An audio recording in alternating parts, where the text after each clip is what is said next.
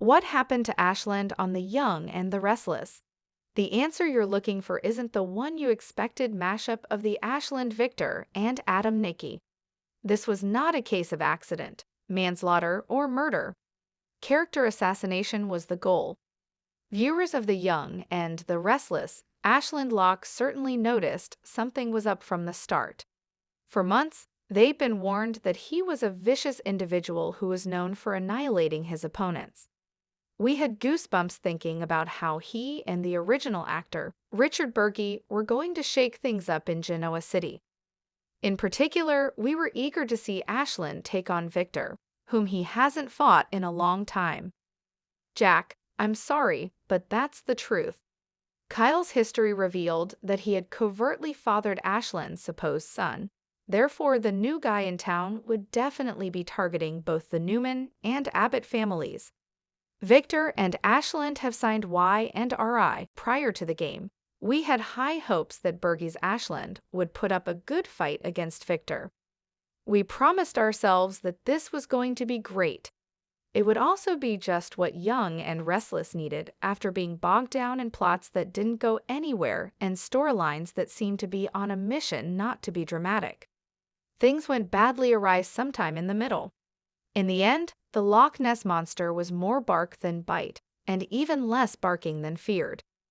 Instead of devising a comprehensive strategy to bring Victor and his organization to justice, the dude made up a cancer diagnosis, a tough road for any character to come back from. Ashland chose not to punish Kyle for having an affair with his wife, instead choosing to give Harrison back to his father. Every time it looked like Ashland was about to go in a new direction, the writers would take the opportunity to diminish the character, adding insult to injury. Burgi, who had accidentally broken the show's COVID-related protocols, was replaced by Robert Newman. As Guiding Light's Josh, Newman was a much-loved veteran, but it didn't feel like a good fit at Ashland because Ashland had become so ambiguous by this point. Is he a man who was transformed by his love for Victoria? Is this man a fine man, yet he's employed dubious methods? A rise in Y and R in Ashland, Victoria. Do you even know how to jive your hands? And you're telling me that I'm unlovable. CBS has provided a screenshot of the credit. Every time it looked like Ashland would be put to good use, the show would move backwards. Could he join forces with Diane to take on the all-powerful Newman family? While on the outside, looking in, would Adam use Ashland's unrelenting rage to release it on the Newman family? It's possible that Victoria will finally do what she and her siblings have been threatening to do for so long, break free from Victor's grip. It's not like a little death has ever stopped anyone. Adam and Ashland have signed a Y and R deal. Just ask Diane. Victor is another option. Alternatively, you could talk to me. Or, I guess you understand the gist of what I'm saying. Ashland, on the other hand, has vanished without a trace. If Nick's argument with the man who later died in a car accident is anything to go by, it should lead to an explosive tale in the weeks to come.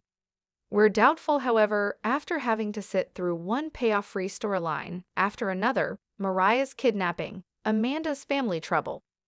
Ashland was a character the canvas desperately needed, and it's maddening how many stories there were to tell about him. A huge murder mystery could have begun with his leave, rather than what appears to be a repeat of the plot in which JT's death was hushed up.